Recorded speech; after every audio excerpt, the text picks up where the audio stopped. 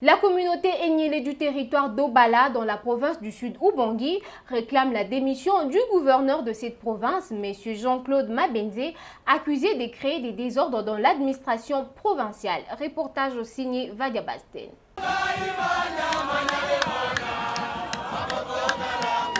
Les ressortissants du territoire d'Obala, dans le Sud Ubangui, ont initié une marche de protestation contre le gouverneur de la province du Sud Ubangui,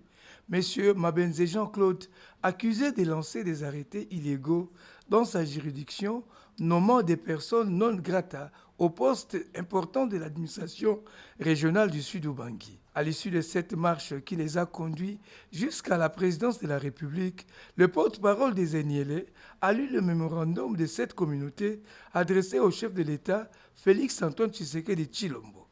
Le peuple Lobala s'engage fermement à barrer la route à tout individu ou groupe d'individus qui veulent déstabiliser l'espace Lobala par des décisions illégales, tendant à nous imposer les très controversés, je cite, Manial Ngangata Désiré, comme chef de secteur de Dongo. En clair, M. Manial Ngangata Désiré avait été révoqué par arrêté numéro 220/009, CAB, PROGOUV, JCMGB, 2019, du 29 septembre, portant révocation et désignation d'un chef de secteur intérimaire dans le secteur de Dongo. Et c'est après avoir suivi toute la procédure régulière de l'ouverture jusqu'à la clôture de l'action disciplinaire, laquelle procédure avait été déclenchée par l'ancien gouverneur José Makila Soumanda.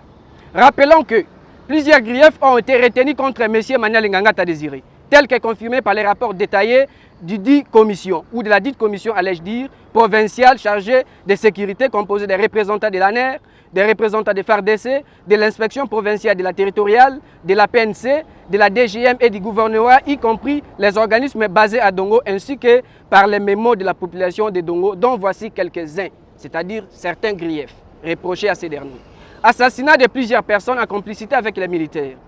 torture et pillage des biens des populations, tracasseries policières, militaires et administratives de sa population, incitation à des militaires, viol et harcèlement sexuel des femmes des policiers commis à sa garde, détournement des deniers publics et vente des biens de l'État, ivresse publique pendant les heures de travail, insubordination à outrance à l'endroit de sa hiérarchie pour ne respecter que les ordres du général Amis Tangofor,